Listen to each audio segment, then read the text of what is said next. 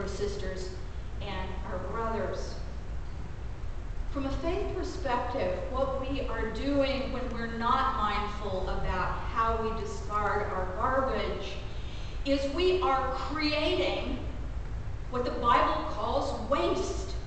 Over and over in the New Testament, we hear about wasteland.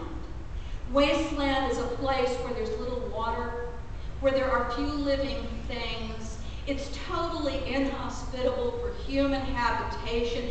It's a total opposite of what you heard about in the psalm that Barbara Beth read part of. You know, those abundant springs gushing forth to life, and the trees and the birds and the animals, all that stuff that God created and gave us.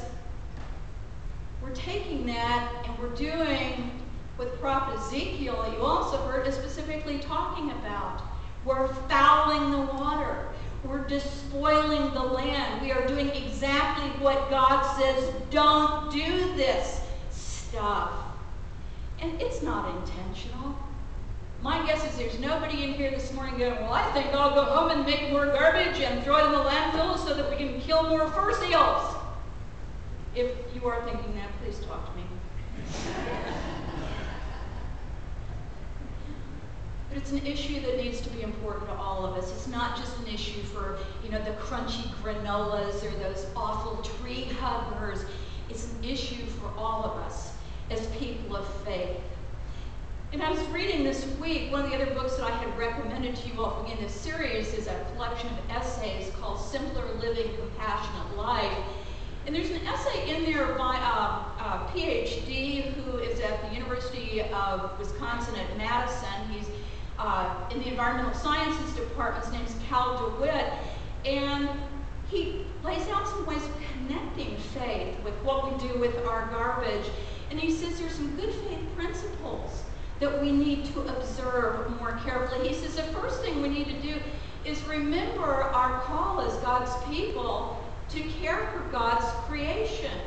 He says we need to go back and look at the creation stories in Genesis, and in that second creation story where God creates the birds and the animals and the land and the sea and the everything there is, and God puts the human beings into the garden and says, human beings, you are to abide this garden.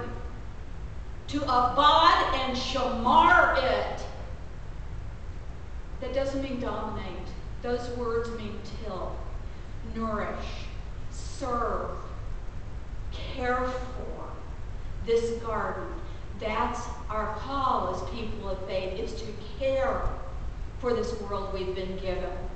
And the second thing we need to do is we need to remember that we're disciples of Jesus, who is the creator and redeemer and reconciler. Jesus is the one who came to take broken things and make them new. And as followers of Jesus, we're called to partner in that. And so we too are called to start noticing these things that we may not have paid any attention to before, and to name them and to do whatever it is we can to do to start to make things better. And the third thing DeWitt suggests is we need to learn to be truly content. That kind of contentment that Paul was talking about in that letter called 1 Timothy. He says, learn to be truly content and be satisfied with what God's done for you, with the fullness and the grace of your life already. And if you can learn to do that, you can create real peace and real happiness and really meaningful, faith-filled lives. And the good news, it's doable.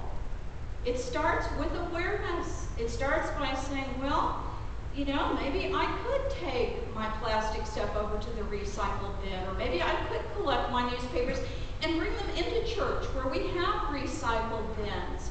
Or maybe, that last year's colored blanket, I'll bet I could get another year's use out of it. Your bookmark that's in your bulletin has about a dozen concrete suggestions for things that we can do here.